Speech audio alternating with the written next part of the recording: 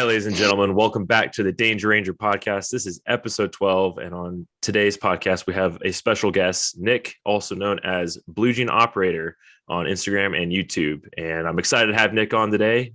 He was a Ranger in 175. We were there on the same time. We didn't know each other while we were there, but we connected afterwards, and I helped him out with his YouTube channel, and now he's on mine. So excited to have you on today, bud.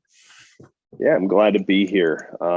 So Nick, like you said, former 175. I was at a different company than you were. Yeah. At least I jumped around a couple of different companies towards the end there, especially when I was starting to get out. But just kind of connected afterwards when it came down to like your nylon business and stuff like that, which is awesome. And glad to be here. Awesome. So I guess what was your background? What was your before you joined the Army? Kind of what did you do, and then what made you decide to join the Army? So I originally came from California, and after high school, I went to college, did the whole thing. I got a bachelor's degree in business, but also at the same time, and I'll be honest, one of my influences to join the military was because of airsoft and stuff. Because I was doing all the milsim stuff, which I'm actually involved in now, plays a large part in my channel. And there's a bunch of my buddies who were doing that with me. We were on a team and stuff. It sounds kind of cringe, but a lot of the guys that I was seriously played with ended up becoming special operations. So in my little friend group within a team, we were essentially all the young go-getters, and one of them became a MARSOC dude or recon dude. Another became a Green Beret, and then I became a Ranger. So airsoft kind of played a role in that, but my buddies were all joining. I just got out of or finished getting my 4-year degree, and I was like, oh, fuck it. While I'm still young, might as well pursue this while I still can. Because growing up and watching, I always wanted to be that action hero guy. I was like, oh man, it'd be so badass to be a Navy SEAL or Marine or whatever. I was whatever movie trend was on that at that time.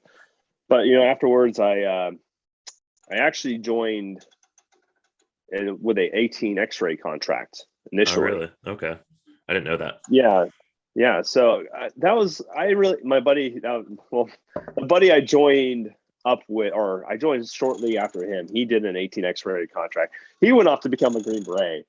He's cooler than I am because I made it pretty far into the Q course, but I got dropped in MOS phase because I failed funny enough, a weapons test. And no.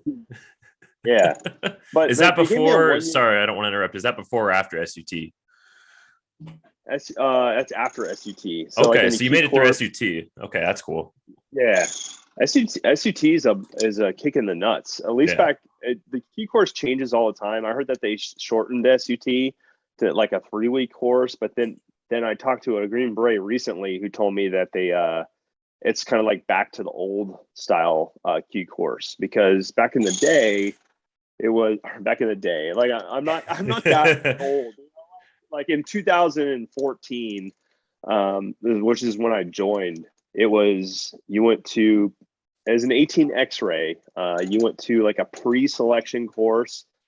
I can't for the life of me remember it, and then you go to, which is a couple weeks long, so gets you in shape for selection. And you do land nav prep. So by the time you actually get to selection, you shouldn't fail. They're unless you're a complete dirtbag, you shouldn't fail selection as an 18 X-ray, just because it's not everything's relative. But every part of the Q course I was in, I was like, man, I wish I was back in selection, because selection was comparatively easy. Because there's the land nav course it's big, the distances are long, but it's not that hard to get the actual points if you're decent at land nav. And so selection wasn't that big deal for me. Then you go to the NCO Academy, where it is there, and you kind of you get that out of the way. That way, when you graduate the Q course, you can graduate as an E5, and then you go to essentially selection 2.0, which is called IUW, or at least it was called back then, where it's like a bunch of gated, like timed, like rucks and runs and a PT test and a ball kicker land nav. Because I actually recycled IUW because I failed the land nav. It was like 80%, 70% of the class failed land nav, and these are all like selection grade. And then so I went out there again and ended up passing. And that's the hardest part of the Q course, honestly. Physically, the hardest thing I've ever done was that land nav course in IUW. It's nuts. I've never even heard of that. I didn't even know that was there was like a physical, kind of challenging event after, the 3-week selection. I didn't even know. Oh yeah. So like IUW is just another ass kicker. And then once you pass, that land nav, because that's the final part of IUW, which is, I think IUW is 2 or 3 weeks. Can't remember. You go off in your Robin Sage detail. So like you go out there and you're the gorillas. So you go out there and like you'll LARP essentially out in the woods for all the guys. No, literally, it's actually a good time. That sounds fun. That sounds awesome. They give you an AK and stuff, and you go out there and camp. We like set up I set up like a hooch and everything. We had to have they would feed you just little things like potatoes and stuff like that, but you could bring your own food. So like as long as you pack good, like you shouldn't run out. And it's a good time. And then once you get done with that, you go off to SUT, which is kind of like Ranger school, but like without a tab at the end. So I thought SUT was a good time, honestly. It kind of felt like I was in NOM, because like we would like you would go out and you just learn about patrolling. So there's like the first couple of weeks of it are like you're not being tested, you're being taught the stuff from the ground up. You're not supposed to go into SUT with the expectation that you are already like knowledgeable on the stuff. So like a lot of us are 18 X-rays who our only knowledge of SUT is from like basic training. You know what I'm saying? Which is like none. It's minimal. And there's actually a really good book that they recommend that you bring with you. It's called the SUT Handbook. Okay. And it's just it's kind of like the Ranger Handbook, but designed to be read by like dummies. Okay. And it's really good. I think for the average person trying to like learn about SUT stuff or like patrolling, the SUT Handbook, you can get it on Amazon, is really good for that. Because I remember back in basic training, like I bought a Ranger Handbook because that shit's so hard to read when you don't know what the hell is going on, or if you don't have someone to explain it to you. It's like complete gibberish, honestly. Without context, you're just like, what is going on here? Yeah. Other than like how to skin an animal portion at the back. how to like skin a snake. Like the knots portion's actually not too bad. The Ranger Handbook's good, but it's like you kind of have to like have some prior knowledge or get a lot of building of understanding beforehand, or like have someone give you the classes and like tell you like what parts to ignore and like what parts you need to actually care about. I mean, I actually kind of went in a little bit with some knowledge on how to do that stuff, especially like buddy team bounding, because interestingly, like when I used to play airsoft when I was before the Army, like we had like our little super hua squad of airsofters. Like one of our buddies went off to Marine to be, the one that went off to be Marine. He taught us a bunch of like maneuver stuff, so like going into basic training and the Q course, I kind of had a prior knowledge on how to do some stuff, but not to the standard, that I learned while, honestly at SUT is when I learned a lot of that stuff. And we would go out there and you do your graded patrols, and it's a good time. I'd say that the patrols, like the tasks that they ask of you at SUT, are I'd say maybe a little bit more difficult than Ranger School, or but they give you kind of like more leeway to do things than at Ranger School. Because like if something tactically makes sense, they're not going to dog you on it at SUT, versus like sometimes at Ranger School where it's like you have to do it by. It's almost like you're in Florida phase of Ranger School the entire you can time. kind of be a little bit loose. Yeah, a little bit more loose. As long as you can explain why you did something, you'll probably be good. Yeah. and sometimes it's kind of like I don't know, cheese ball, because like in placing the claymores, you don't have to like based on what I was in SUT, we weren't like low crawling to the edge of the road, placing the claymores and like covering up the wire. It felt like airsoft. We're just like boosh, like put it down. It's like implant claymore. Like we ran back. I never got dogged on. It felt like I was in Call of Duty, just like implanting claymore and running back. But like you learn a lot of really cool, like it's like Ranger School, but I think a little bit more modern in the way it's like, did you accomplish the mission, And sometimes like at SUT, like the time hacks are big, so, and then, went off after SUT, did, I went to SEER school, and then I went to MOS phase, and then they dropped me, but they gave me like a 1-year return to go right back to MOS phase. Oh wow. And I was like, okay, because they're like, oh, you need more like big Army experience, I think is what they told me. So I was like, okay. What did you fail? What weapon system? So I was actually the 50 cal. Okay. The M2. Yeah. So what it was I passed all the assembly and disassembly tests. But this was on a functions check test, and I honestly think that they dropped me because the class was so full. Because like there's tons of people who got dropped for the same thing but got recycles in other classes. I'm not salty or anything, but sounds like you might be just a little bit. Maybe a little.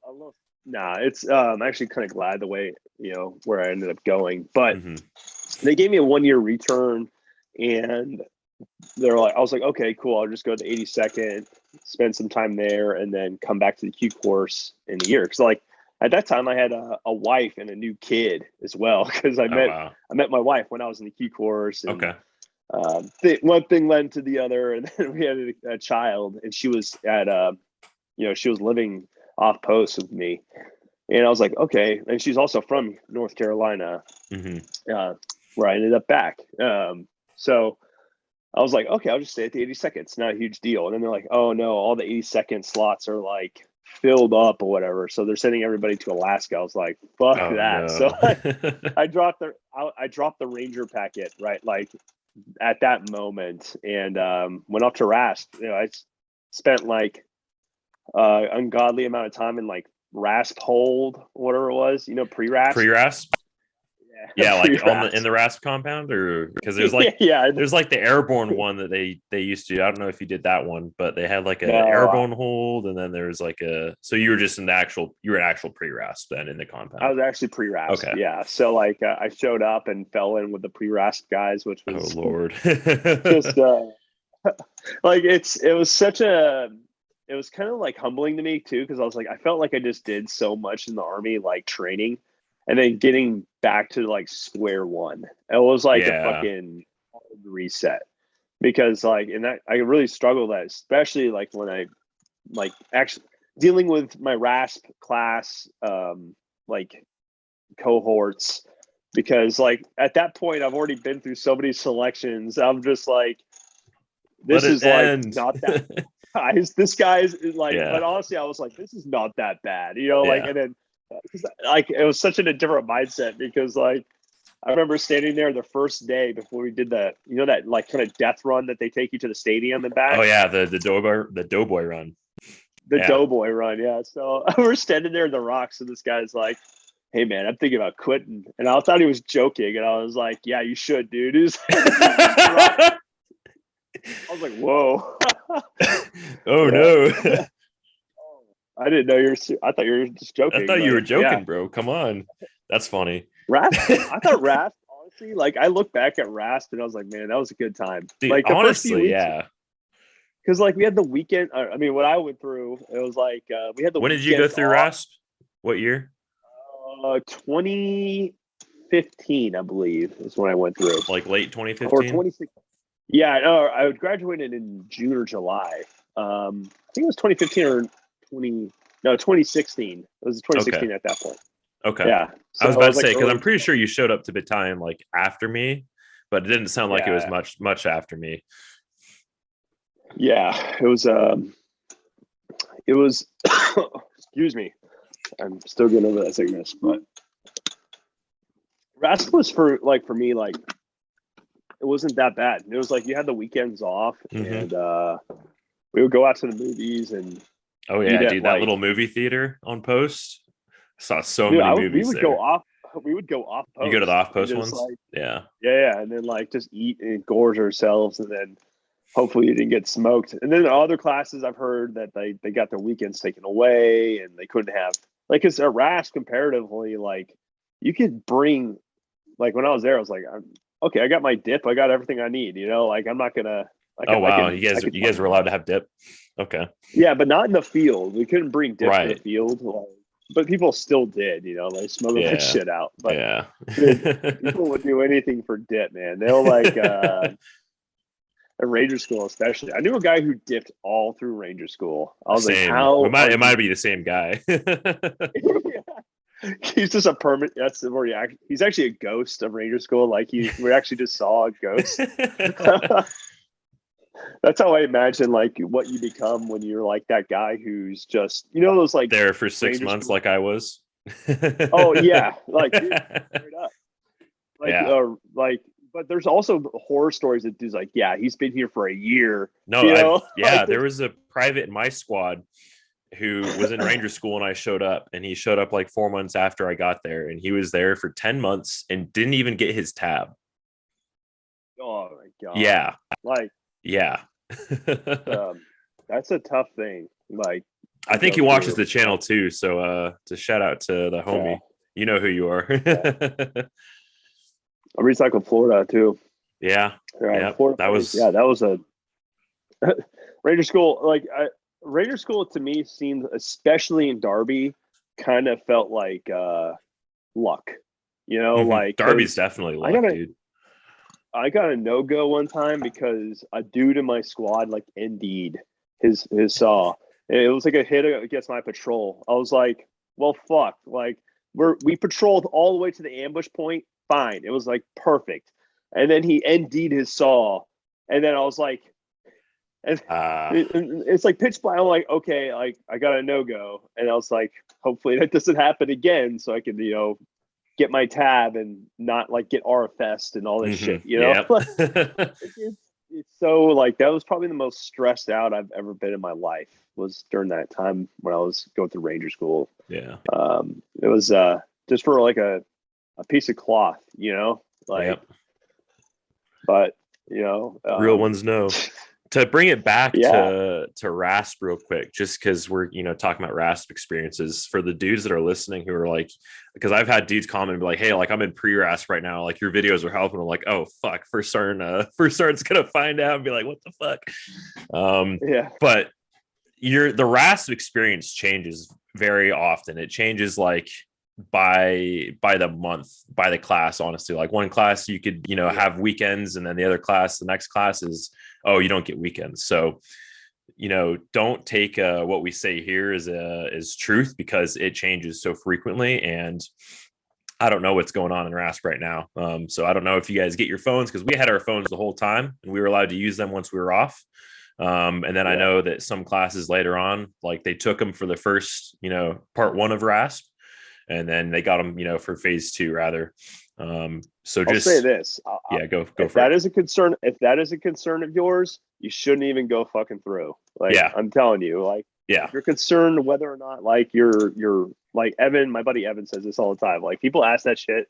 It's like, if you're concerned about that, it's not the lifestyle for you, man. Like, exactly. Straight up. Like, So don't even worry about all that stuff. I'd say, like, it doesn't prepare matter. yourself. Like, it doesn't matter Yeah. who. It's honestly like being away from my phone is nice. Like when I'm out in the woods or don't have service or like, like doing something I Yeah. can on my phone, it's a nice break. Like it'll be good for you. Honestly, you probably need it.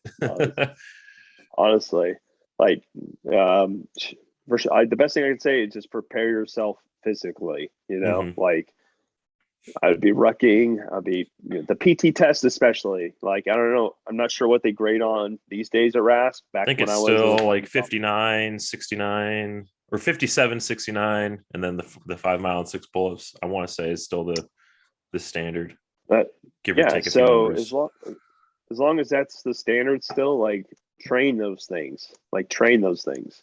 Yep. Because I know it's like boring to do push-ups in the gym and stuff like that, or you don't even have to do them like those are the things you're gonna be graded on. Just know that. So as long as you run and ruck and do those things, you should be fine. Like, Mhm. you should also have like a solid strength base too. You should be in the gym pushing the weights, which is going to help you with injury prevention and all that other stuff. That's So the just biggest because, thing I'd say that the gym is good for is like strengthening your bone density and your like your connecting muscles, because that's what's going to get yeah, stressed when you're out at coal you're, range and out rucking. yeah, Like, you're going to be asked to yeah, do some very hard shit, like buddy carries and stuff buddy like carries that. all night But long, like literally.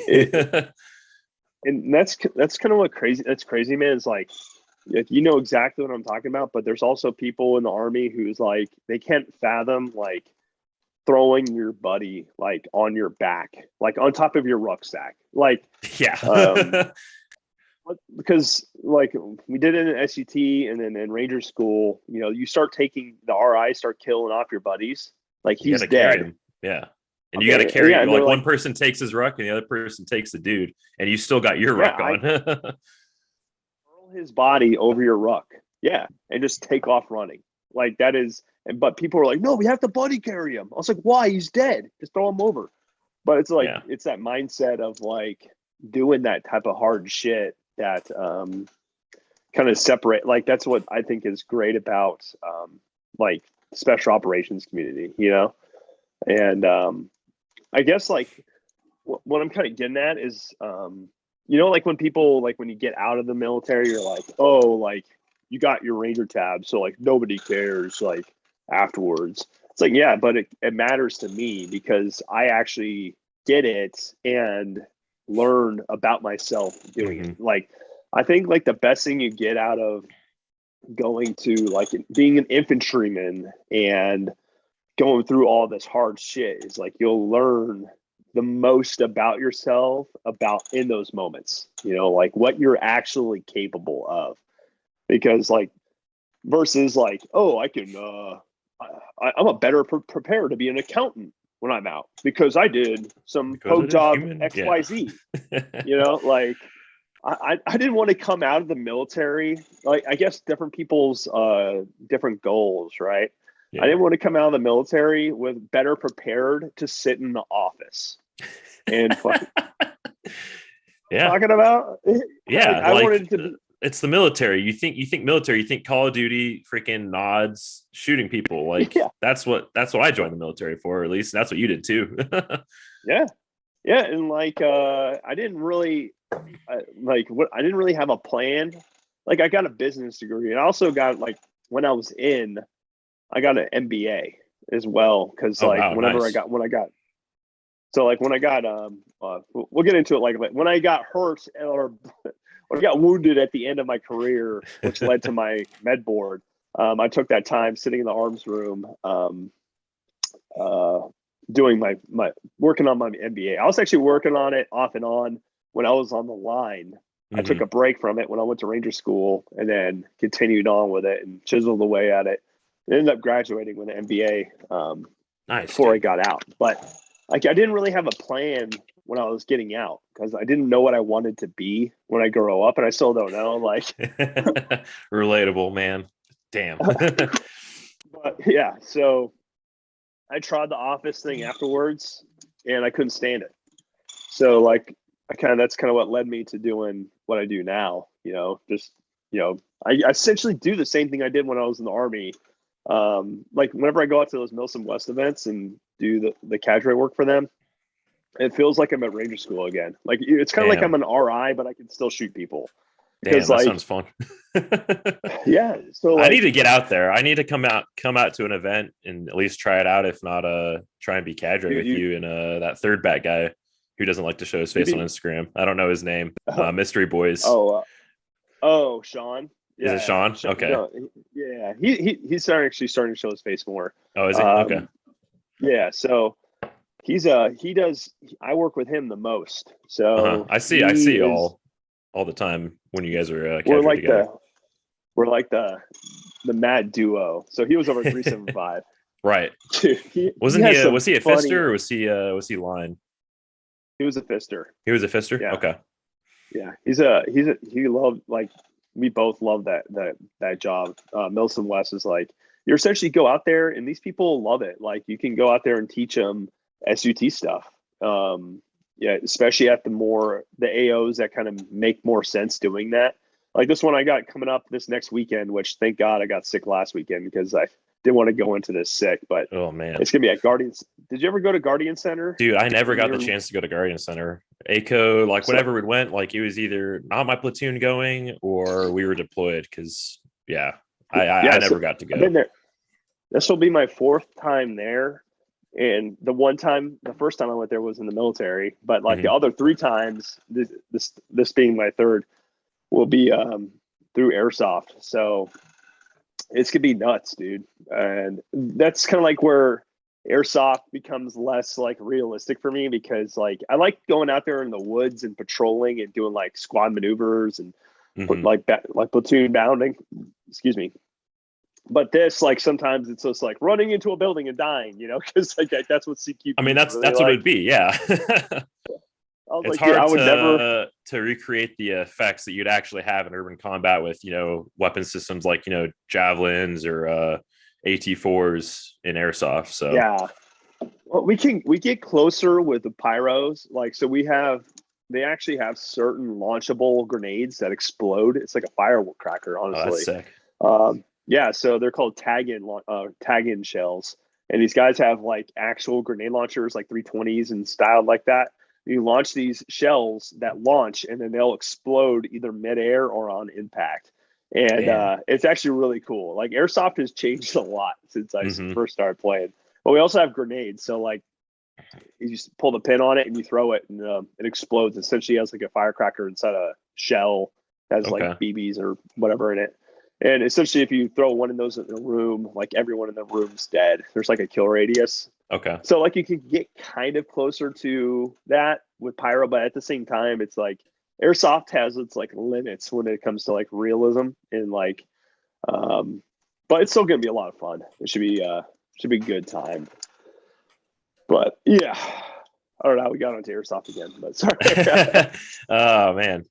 That's all right. I'm gonna ask you. I've got like 3 or 4 questions here from dudes on the channel. We'll ask the first one. Okay. One of the homies is wondering how you and administrative results. Are you guys in a relationship? We're very gay. We're very much gay. No, I'm actually going to see him this coming weekend. Yeah, is he going out? Milson. Yeah, he's getting into it too. And then is old Grantham going to be out there at this one, or is he preoccupied with something else? Not at this one. He's a very busy man. Yeah, but we're actually in the talks of doing another one. No spoilers. It's not going to be Rust 4 though. Oh, okay. But it's going to be a specific like NATO like faction. It should be pretty cool. Okay. But yeah, admin results and I are gay lovers. And have you seen his face? Does he take his balaclava off while you're making sweet love to each other? He does not take his balaclava off the entire time. It's actually like we're out in public at restaurants and stuff like that. And he's wearing it. Yeah, he's wearing it. And That's I'm like, awesome. dude, you stop being weird? Can you be normal? He takes off the balaclava on guys. He's got a face. I've heard he's going to reveal it one day, but it's a good shtick. I like it. Yeah, no, I like it. He's very committed. I don't know if he played. I almost dox him. I almost dox him all the time because I want to call him by his actual. But I was like, oh my god. Where is he based out of? Is he down in Arizona? I think, yeah. Okay, he's out here west. Okay, I'm kind of close to him. I might need to see what kind of value I can offer to the dude, but he's cool. Yeah. I like him. I like him and Grant, them both. Yeah, I'm actually going to go. So that's how busy I am. I got this Milsom West coming up this weekend, and then I'm home for a few days, and then I fly out to Idaho to go out to Graham Ranch. Ram Ranch. Okay, I didn't know that he was up in Idaho. That's also just a little bit north of me. I'm out in Utah now. I think I told you that. Okay, nice. It's beautiful out there. Yeah. I've road tripped out there a few times. Aside from being in Utah Valley, which is it's a little bit like a huge suburban sprawl. Is it? Yeah, it's kind of gross. Like Salt Lake Valley, Utah Valley, it's kind of just like very very suburban, very kind of middle class. Yeah, it's not going to be permanent home, that's for sure. But I'll say this: I shot a deer off my porch with my AK-104 the other day. Really? That's awesome. Yeah. Jealous. I can't do that here. That's sick. How far out was he? Pretty close. It was actually pretty far. Pretty far. It was probably a little over 100 meters away. Okay. Nice. Yeah. I kind of got like a field going down to a wood line, and he was right at the edge of the wood line. And I was like, oh shit. So I made the shot and I dropped him like 7.62 by 39 drops deer. Hey, pretty good, Mike. Yeah. People, I saw some meme on Instagram. It was like 300 blackout is just a roundabout way of shooting a 7.62 by 39. I was like, man, they kind of got a point there. They kind of got a point. It's just full power 300 blackout is pretty. It's pretty much like 7.62 by 39. Yeah. 300 blackout is just better at like being ran, suppressed. Exactly. So, yeah. It is hard to suppress 7.62 by 39 for whatever reason. No, what's really cool though is 9 by 39. Dude, that stuff is cool. Yeah. Dream gun. Yeah. One of the dream guns. My dream is that PSA is going to recreates the VSS because they're already they're already straight up copying Zenico. Have you seen the PSA Zenico stuff? Thank God, because you can't get Zenico anymore. Yeah, so I was like, man, how long until they just straight up just do a VSS? Like, people would buy that shit up like hotcakes because PSA is also going to start in a PK. If they did a semi-auto PK, that'd be cool. That'd be cool. Yeah, there's so many cool guns. But anyways, yeah. What's the next question? Next question. All right, sorry, I keep closing out of this. So I guess you kind of already answered this, but what drew you to Ranger Regiment over the other soft communities? And you kind of went into that at the beginning, how you kind of ended up going to RASP. Yeah, I think honestly, Ranger Battalion was what I thought I was going to be doing as an SF guy when I was a civilian, because I had no idea, honestly. Like, I had a rough understanding of what Green Berets did, but like, I wanted to be the dudes kicking indoors, and then Ranger Battalion, like, got me there, like, just right off the bat. Like, I deployed like months after I got there. Yeah. And I was like, oh, wow, I'm like in Afghanistan right now. This is crazy. I felt like I got dropped. Yeah. But there's a reason why Ranger Battalion like has the highest kill count like amongst every soft unit, like they're the ones actually out there getting after it. So anybody who's like wants to be that like direct action guy, like I think Ranger Battalion is the way to go. Oh, for sure. Yeah. And then if you want to go more high speed than that, it's a great place to start. Yeah, go take a walk. I know that there's a lot of dudes that do Ranger, SF, and then some of them even then we'll do the long walk from there. So yeah,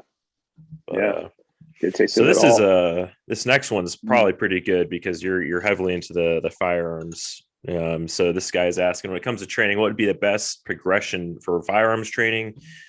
Accuracy first, then weapons handling, shooting and moving, and then finally SUT and CQB. I'll just kind of go I'll start here, and then you can.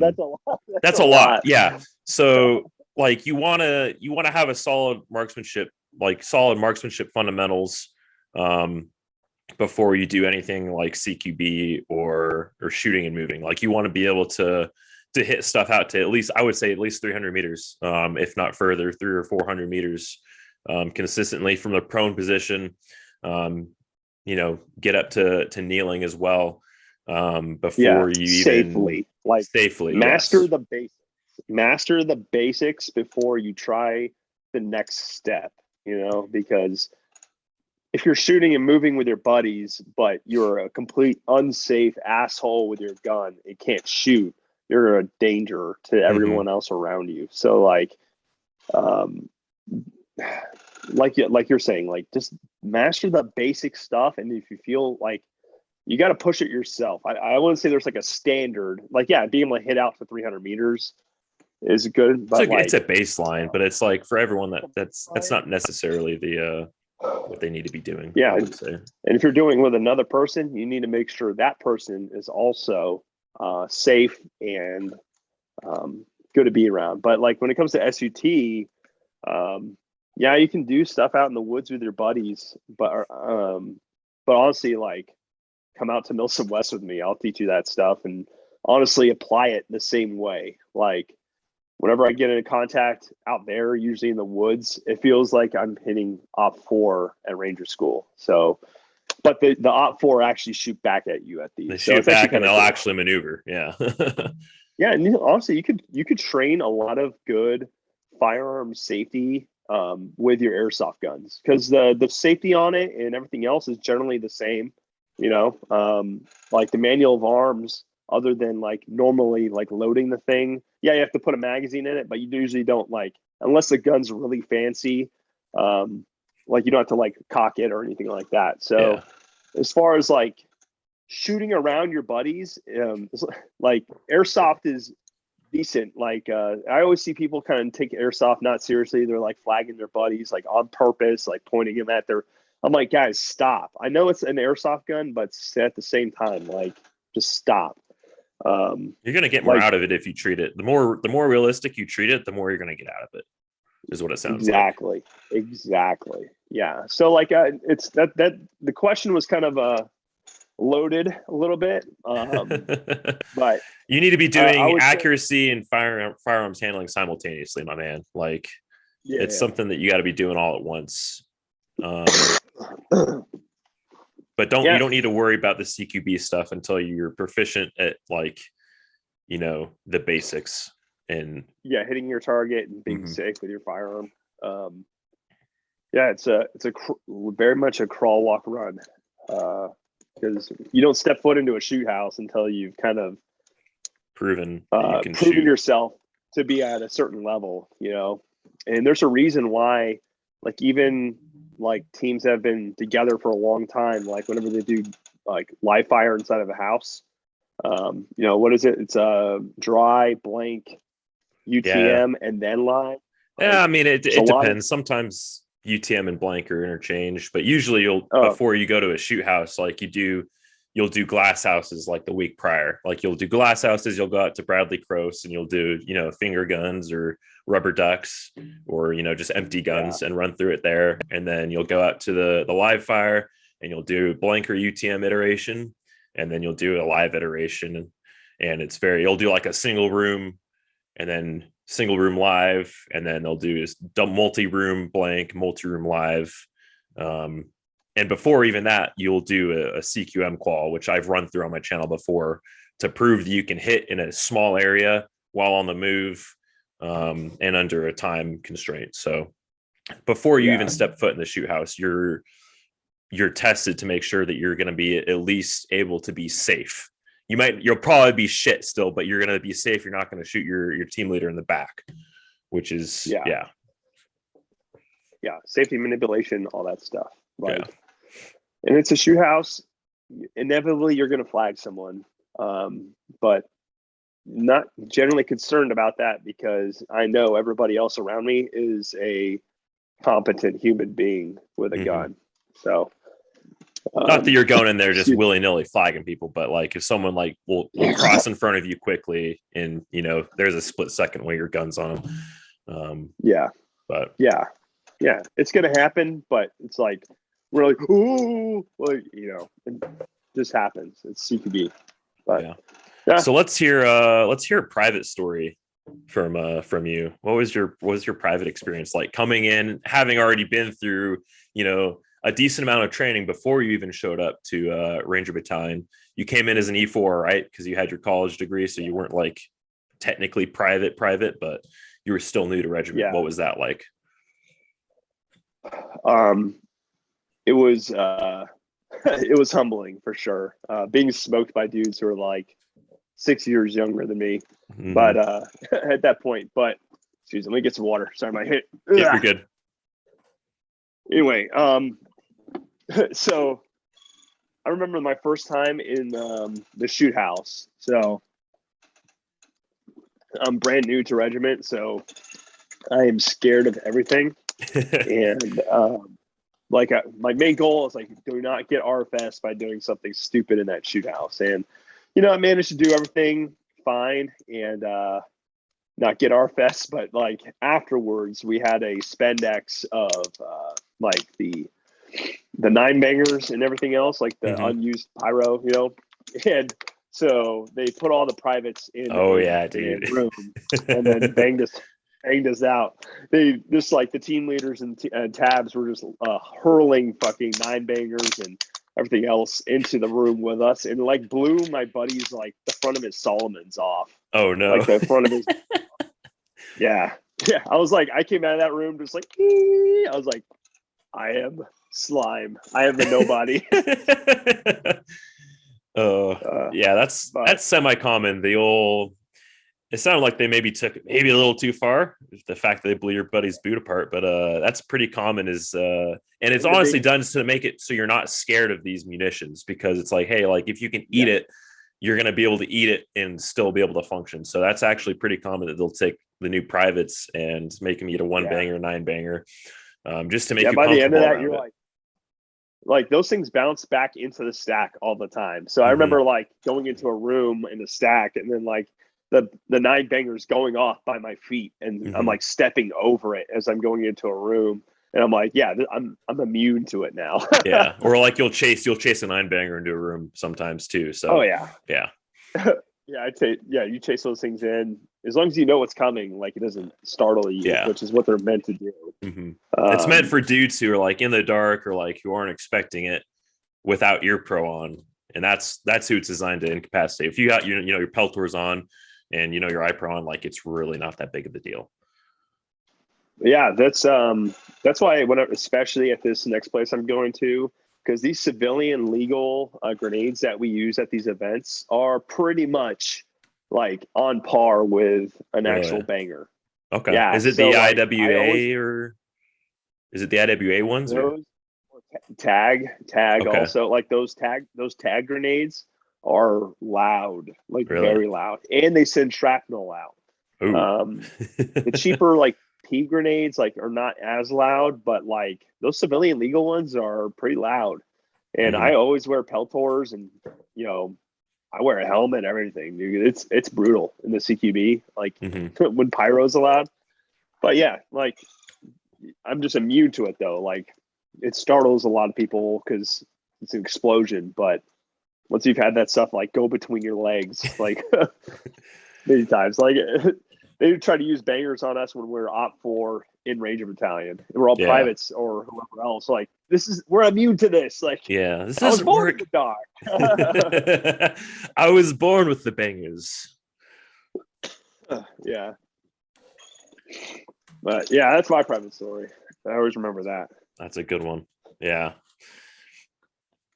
So I guess we can, how many deployments did you end up doing? I know you had 2. at least 2. Okay. So 2, both to Afghanistan. Yeah. Yep. Okay. Yep. Team BAF both times. Nice. Some people just keep, that's all they do is Team BAF and they never get to do anything else. And then there's like me where my platoon never got to be Team BAF the whole 6 years I was in. But we got to do a lot of other cool stuff. Like we went to Iraq and Syria a lot, but we didn't ever get to do like a legit Team BAF deployment, which makes me a little bit depressed. But if you want to talk about, I guess your grenade story. I know you've talked about it on Instagram before, but I'm sure people here listening would love to hear that if you're comfortable sharing. So it was on my second deployment. We were out in a valley somewhere, and we really hadn't taken contact the entire time we were there. We balled up a couple guys. Like, was this? Sorry, let's set the stage a little bit more. So, was this on the infill, on the exfil? Was it okay? Classic So like Ranger infill, raid? Or? Yeah, so like on infill, it was pretty quiet, and then we started seeing guys via ISR like kind of dug in this field, and they hit it with a C-130 for like 10 minutes or something like that, because there's dug in fighters like in this trench line around this field, and myself and a couple other Rangers were asked to do a BDA, so a battle damage assessment, to see like the effects on target. And the dog handler was with us as well. And while we were kind of like walking up to the area, the dog starts kind of going crazy, and then the guy like was hiding underneath a wool blanket in this trench line that was a drainage ditch like along a field. And we see him start to get up, and like we're kind of like in that mindset of like detaining everybody, like for intel. Mm-hmm. And like honestly, like looking back at, we should have just shot him like as soon as we saw him, because we had every intention of killing him with a C-130 like moments prior. You're right. But he starts getting out underneath this wool blanket, and he lifts it up, and he's got a slung AK, and he underhands a grenade at us, and we light him up. And then we all kind of like mid-scatter, and then it blows up between us. I think the thing that kind of saved us was the dog, because she kind of chased the grenade like a ball a little bit. Oh, damn. And she actually absorbed a lot of the blast. So damn. That ended up, like everyone survived, thank God. But that ended up severing my perineal nerve on my left leg, which still kind of plagues me to this day, because I've drop foot in my left foot. So I can't raise my left foot, which makes running very kind of difficult for me. If I run long distance, it really kind of jacks me up. And there was a while there where I couldn't feel like half of my left leg for a few months, honestly. That thing was plaguing me with problems. But I just took a bunch of shrapnel, kind of jacked up my nerve in my left leg. It's gotten kind of better since then. Still kind of have numbness in the left side of my leg, but kind of my foot drop isn't as terrible as it used to be. But yeah, kind of like deadlined my Army career a little bit, because I was kind of like had my tab, and then it was like, oh, I'm on the up and up, and then down. But kind of not, ended up getting out of the Army with a medical discharge. But my life's pretty good now. It's kind of like what you make of the situation, I guess. Mm-hmm. Did they ended up exfilling you like pretty much right after that, or did they continue the mission and then exfil you after your actions on? They exfilled us mid-mission, and then after they exfilled the wounded, the rest of my platoon just went on a blitzkrieg through that valley. They had a good time that night. They wounded they had to exfil like 4 Rangers, so like the rest of the platoon was like, it's on out for blood. Yeah, at that point it's like, all right, everything that moves is dying.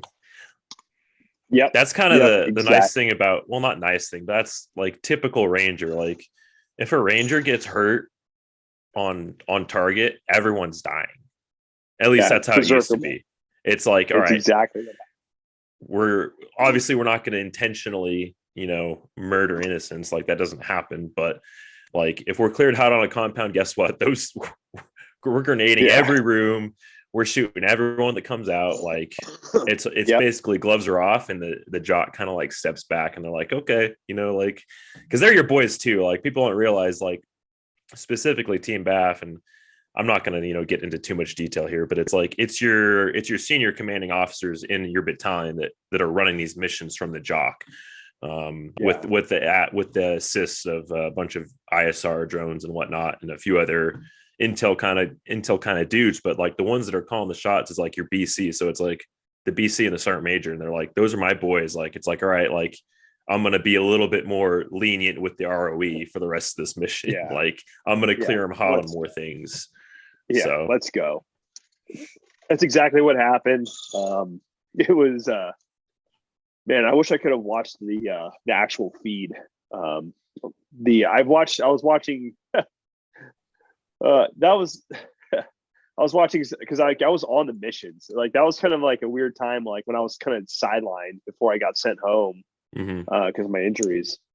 Like watching, it was kind of like depressing to me, like watching my guys like go out, and do this stuff without me. I was like, God damn it.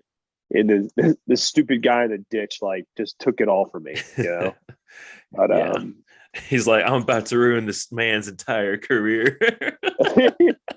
Yeah. That's literally what he did. Cost him his life, though. Did.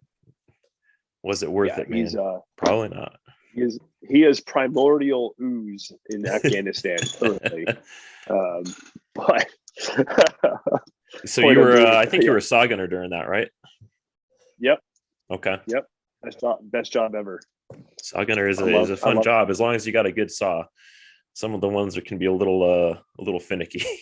I had pretty good. I had a new. Yeah. My saw was new. Oh, I nice. had a kind of a jank one a little bit during the train up, but I actually got a brand new one or a fairly new saw right before that deployment. That's it. And so like the other one was kind of like it was a good learning experience, like on how to clear saw malfunctions.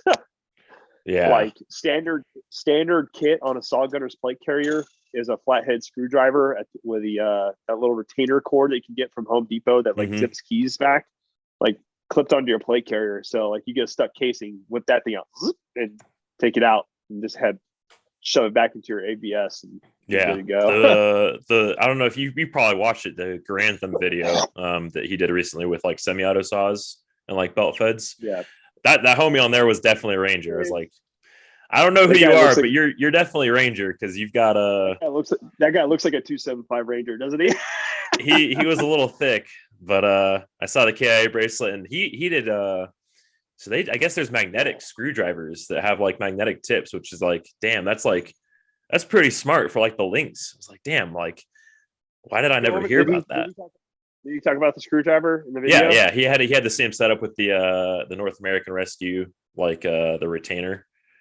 Yeah, I wasn't that fancy. I had I bought a retainer from like Lowe's and then and attached it to my plate carrier. It became like SOP, like also. I don't know if it was like official SOP, but it was like a knowledge passed down from saw gunners of like, yeah, it's also like smart. I had two carabiners on my plate carrier, like right here. That way, like I had 550 or not 550 cord, but a zip tie on your drums. Yeah, and just like when you do a drum change, just like zip tie that to the carabiner or like put the loop through the carabiner and they just hang off your thing versus like trying to put it back into your pouch. Yeah, that's impossible. Almost impossible to do under duress, and there's not really a need to do it under duress. So it's like you can quickly zip tie. So for the ones that don't know, like we would use these tan like reloadable drums that held about 135, 140, maybe 150 rounds if you were very good with your back stacking. but they're like very hard to get. Like we only had a limited number of them. Like you, as a saw gunner, you had like maybe 3 or 4 or 5, and you didn't want to leave them on target or like during a live fire. So you would, you'd have like a either 550 or a zip cord, like little handle on the side where you did a drum change, and right before you displaced, like you just clip that on. And then towards the end, if like things like simmered down or get quieted down, then you have time to either stow them in your backpack or put them back in your pouches. So there's a little bit of knowledge there. My goal one day, if I ever become wealthy enough, is to own a full auto saw. That'd be sick. I mean, you become an SOT.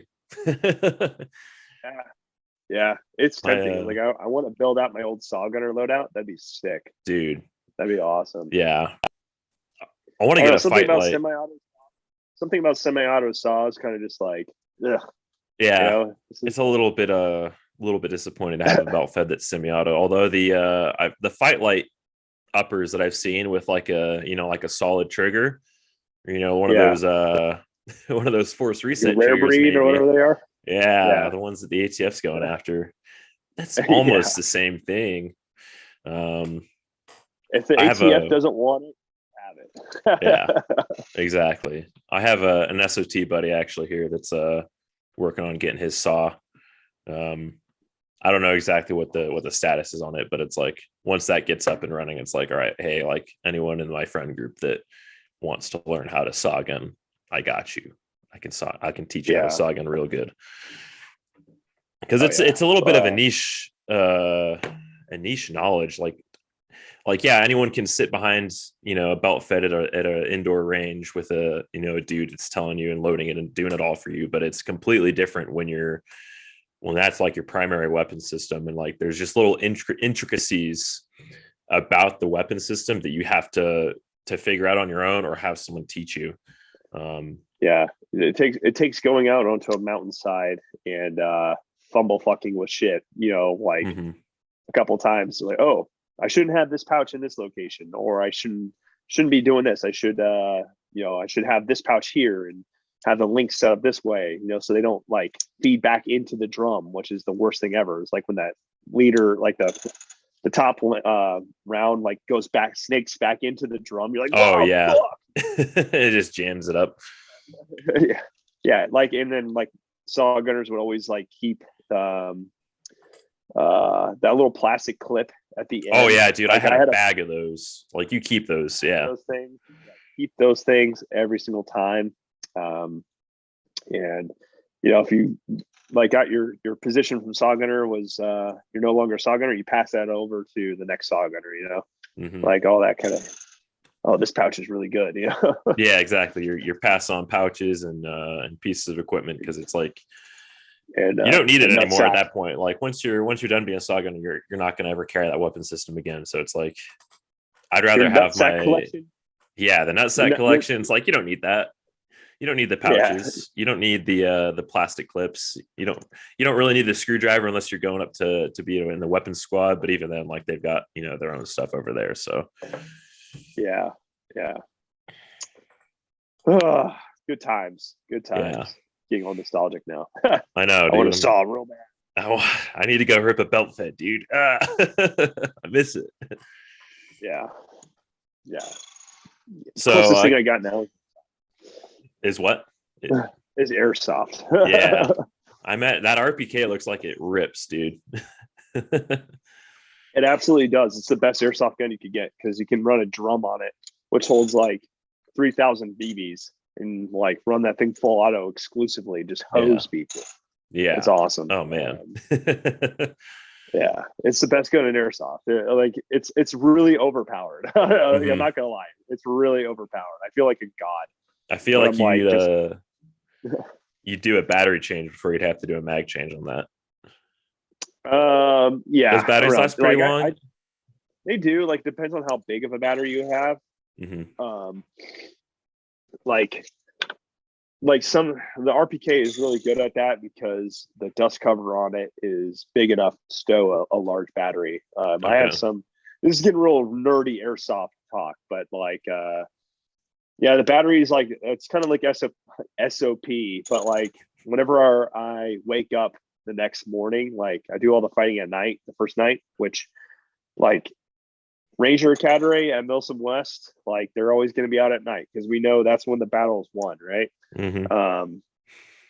And like night vision use at these events is just crazy. It's nuts. But yeah, like I changed my battery out like twice during the event just to make sure it's up. But also when it's like really cold out, like that kind of like zaps the life out of batteries.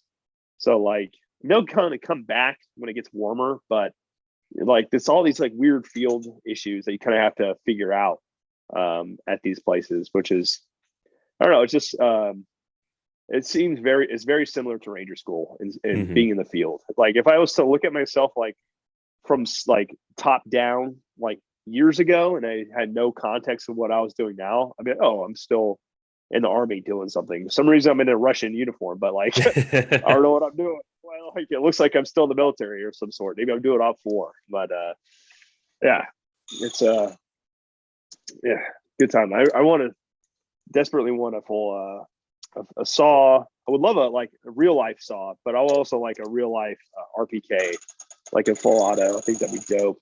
I really want to get a drum mag though for like my this is actually the AK I'm building out right now. Okay. Or not building out, but so this is a 103 from PSA. Okay. But I just got this handguard right here. This is from I bought this from what is it called? Fab Defense. Have you ever heard of Fab Defense? I've heard the name. Yeah, I don't have any of their stuff though. Yes. So I'm building out this gun kind of like so that's the Texas Weapon Systems dust cover on it, which I actually like these because it reminds me of being a saw gunner. It's like the hinge. But I'm actually gonna build this out and I'm gonna paint it to look like one of the Tarkov raid. Like if you ever watch that series, the raid series, there's actually a really good live action like TV, not like a YouTube series called Tarkov Raid, and it was actually made by Battlestate Games, and it's some of the best gun like content ever filmed. It's really fantastic. Like look up Tarkov Raid live action, and it is like the CQB in that show is just like what CQB would be like in real life. Like just people are just dying left. I think and I've right. seen clips of it because it sounds yeah. So I really want to get a drum for this. Or I've got a drum. I haven't shot it yet. I've heard that there's like some good ones, some bad ones. I'm not really sure what the good ones are yet. I can kind of maybe give you pointers. Like if you can find a top loading one, like grab it. Because those are deal. Because most of them are like you got to load them through the back and like put them in a certain way. I think that's what mine is. I heard the Century Arms. Is the Century Arms? I heard the Century Arms ones are actually pretty good. I think those are a good one, but I'm pretty sure those are still like backloading. It's like the Romanian. It's like Romanian surplus, and it has to specify that it's a top loader. Yeah. And they're pretty uncommon, and they usually run another $20 to $30 more in price compared to the ones that load through the back. I would pay that extra. Yeah, I'm looking for one eventually. I don't really need it right now because I've got plenty of mags, and I don't even use the drum mag as it is. But dude, I went to an AK shooting comp not too long ago, and the meta was a drum. Like just running a drum for all the stages looked like just the way to go. Because I was like, man, I really want one because like a couple of guys are running them and it just looks sick. Like drum mags on AK, fantastic. Not having to do reloads or reloads as often is probably pretty beneficial. Yeah. No reload, not reloading is based. Yes. If you look at actual like doctrinal use of the RPK, because essentially the RPK is what the saw is for Eastern Bloc forces, and I think that the only ones that ever used the drum mag extensively were Romanians, and I want to say that they didn't really carry a whole lot of drum mags with them. I think that they started with like one in the gun, and then it just went to 40 rounders. I want to say that's across the board. Drums are kind of a pain in the ass, and they're heavy to carry. Like I guess you can carry them if you're super high speed, kind of like a saw. It would be kind of similar.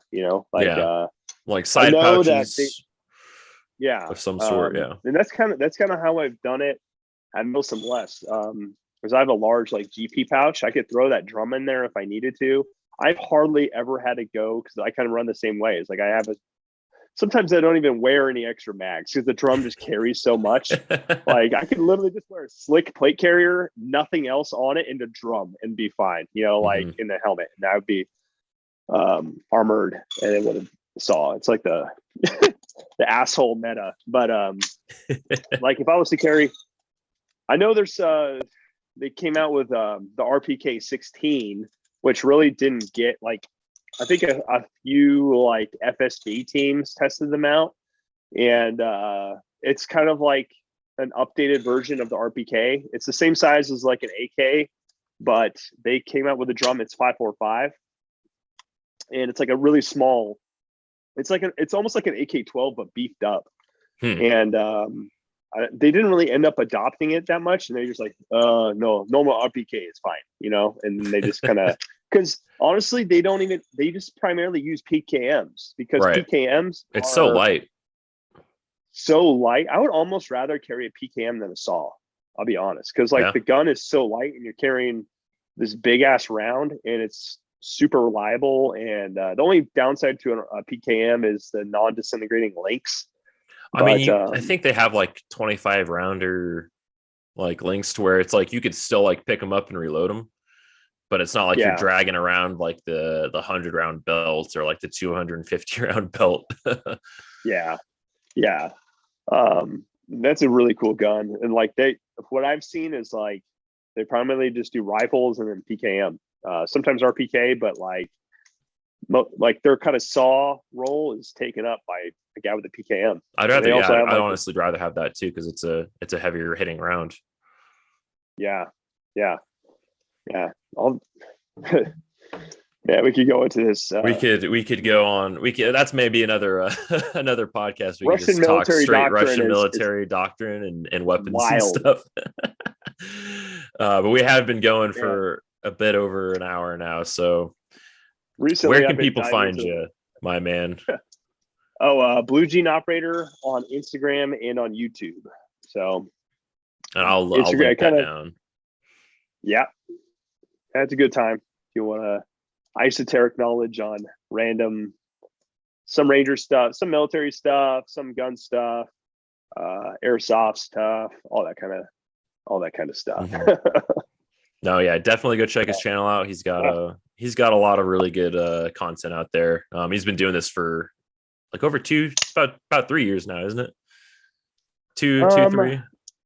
Yeah, it's a little over 2, I believe. Yeah. I think I really started ramping up YouTube about a year ago, which has been a challenge, but kind of got a good swing of things now. It's really busy. It's kind of a busy lifestyle, but yeah, like sorry for having to delay this. Like I'm also a family man. I'm also a family man. I got 3 kids, got a wife, and sometimes things come up, and I get infected by the plague, whatever they came up.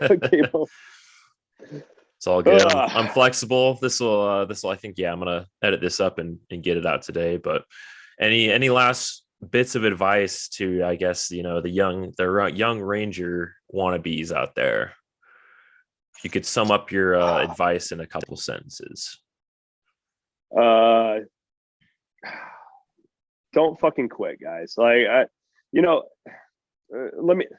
that's kind of like the main thing. People are like, what is your advice before going to RASP? Like, was there a secret program that you followed from some influencer on Instagram? Like, he has a secret recipe of deadlift combinations to do to prepare me for RASP.